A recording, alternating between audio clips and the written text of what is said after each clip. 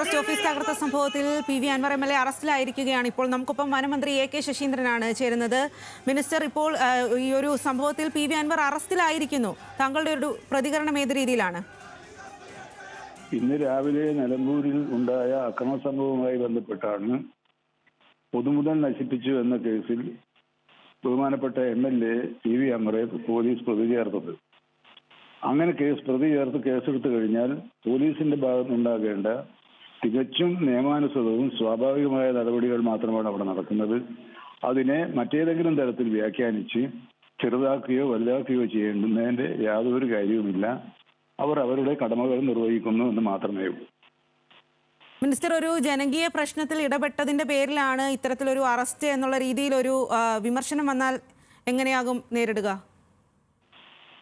അല്ല, വിമർശനമല്ല, അവിടെ നടക്കുന്നത് നിയമാനുസൃത പ്രവർത്തനം മാത്രമാണ്. കാരണം അവിടെ പൊതുമുതൽ നശിപ്പിച്ചു എന്നത് സത്യമാണ്. നിങ്ങൾ എല്ലാവരും സാക്ഷികളാണ്. വേറെ ആരും സാക്ഷിയാക്കേണ്ടതിന് മാധ്യമങ്ങൾ തന്നെ സാക്ഷിയാണ്. ആ സംഭവത്തിൽ പോലീസ് കേസെടുത്തു. കേസിലെ ഒന്നാം പ്രതി MLA ആണ്. ആ MLA കസ്റ്റഡിയിൽ എടുക്കേണ്ടത് അതിന്റെ സ്വാഭാവികമായ തുടർച്ചയാണ്.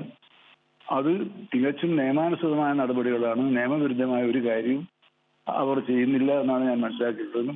അങ്ങനെ നിയമാനുസൃത നടപടികൾ സ്വീകരിക്കുമ്പോൾ അതിൽ നമ്മളാരും ഇടപെടേണ്ട കാര്യമുണ്ട് എന്ന് എനിക്ക് തോന്നുന്നില്ല.